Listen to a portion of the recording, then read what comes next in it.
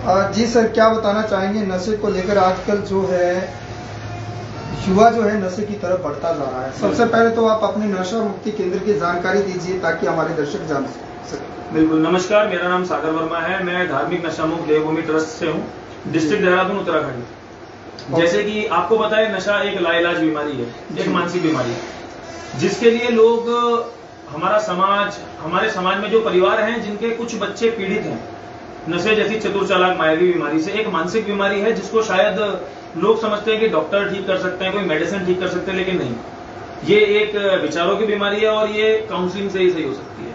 Counselling, सिर्फ counselling एक इसका एक ऐसा टैबलेट है, एक ऐसी दवाई है, एक ऐसी चीज है, ऐसा माध्यम है जिससे कि बच्चे का जब तक माइंड डाइवर्ट नहीं होगा तब तक बच्चा नशा नहीं छोड़ सकता।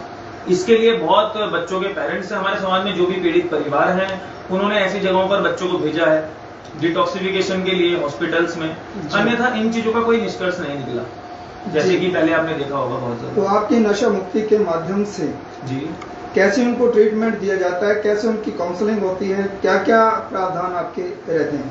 ठीक है, हमारे यहाँ सर जैसे भी कोई बच्चा, पीड़ित परिवार अपने बच्चे को, जैसे कि शराब हो, स्मैक हो, कोकीन हो, भांग हो, गोली हो, शीशियां हो, किसी भी प्रकार का मादक पदार्थ जिनका कोई भी बच्चा सेवन करता हो, 18 साल से बड़ी उम्र का होना चाहिए, वो हमारे जब इस सामूहिक संस्था में आता है जिसका नाम धार्मिक नशा मुक्त देवभूमि ट्रस्ट है, तो हम बच्चे को स्टार्टिंग पीरियड में पहले ओपीडी में रखते हैं डॉक्टर के देखरेख में, कि बच्चा जब भी स्टार्टिंग में आता है तो उसके मेडिकल चेकअप्स होते हैं कि नशे को अत्यधिक मात्रा में सेवन करते करते इस बच्चे को कोई लाइलाज बीमारी तो नहीं लग गई, जैसे कि HIV, टीबी या कोई भी ऐसी बीमारी एक्सेट्रा, जो कहीं बच्चे को इस तरफ ले जाए कि जहां से बच्चा निकल के ना आ पाए। समझ रहे हैं आप मेरी बात जी। उसके बाद जब बच्चा डिटॉक्सिफिकेशन के बाद, जब बच्चे की बॉडी डिटॉक्स हो जाती है, बच्चे के लैब के टेस्ट के बाद जब हर एक चीज बाहर आ जाती है कि हाँ, हमारे सामने और परिवार के सामने है कि बच्चे की मेडिकली रिपोर्ट है, बच्चा नशे को लेते लेते निरंतर इस चीज को करते करते कहां तक पहुंच चुका है। आज बच्चे की ये हालत है कि जब शारीरिक सही था, आज के समय पे शारीरिक के साथ साथ मानसिक भी बहुत ज्यादा दिक्कत समस्याओं से गुजर रहा है।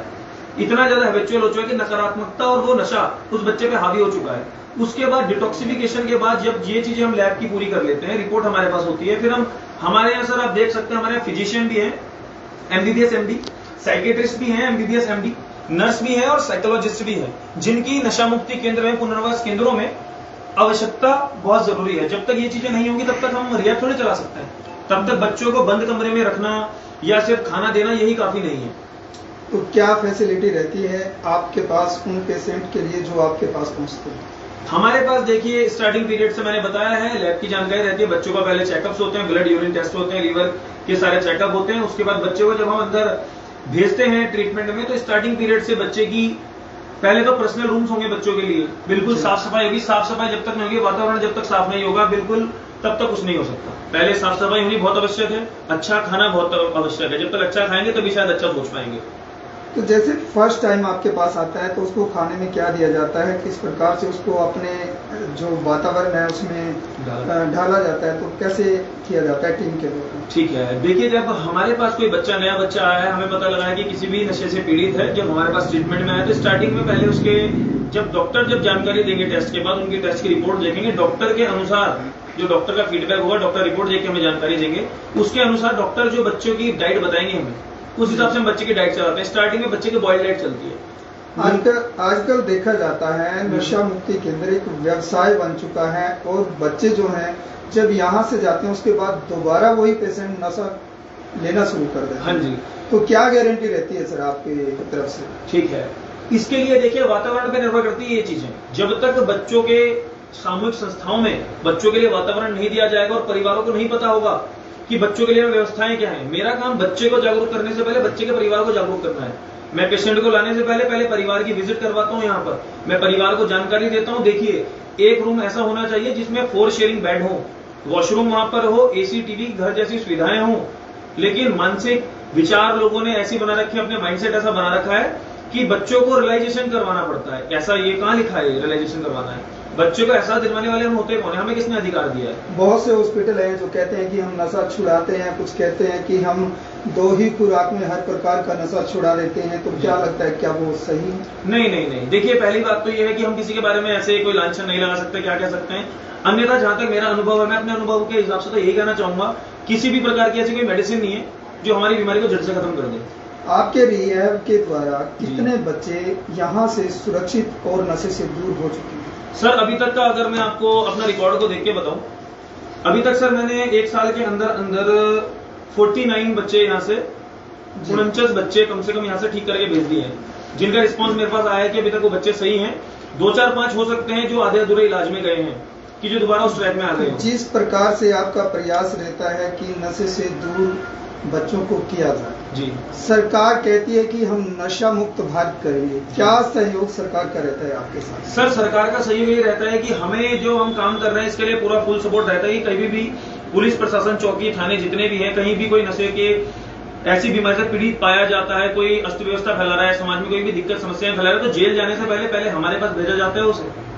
और जी, तो जानना चाहेंगे कि आपके रिहैब के द्वारा किस प्रकार से कोई जो कैंप वगैरह लगाए जाते हैं जनता को जागरूक करने के लिए, ऐसा कुछ किया जाता है? बिल्कुल बिल्कुल सर जी। जैसे कितने कैंप लगते हैं आपके महीने में? हाँ जी, हमारे मंथली देखिए कोई भी प्रोग्राम करवाया जाता है कि नशा मुक्ति केंद्र द्वारा कहीं पे भंडारा करा गया है, या कहीं पे जागरूक अभियान किया गया है, या कहीं पे काउंसलिंग क्लासेस दी गई, जैसे हिमालयन हॉस्पिटल में, नर्सिंग कॉलेजेस में, या किसी भी ऐसी जगह पे जहाँ पे अस्त व्यवस्था भी ना हो, हमारी मीटिंग को लेकर भीड़ भाड़ भी ना हो, ट्रैफिक भी ना लगे, और हम अपने विचार किसी पार्क में या कहीं भी जगह जहाँ पे एक से अधिक लोग हों, कुछ संख्या में लोग हों, जिनको हम अपने विचार बता सके कि हाँ नशा एक ऐसी बीमारी है और इसका इलाज कैसे संभव है। सरकार की ओर से क्या गाइडलाइन रहती है रिहैब के लिए?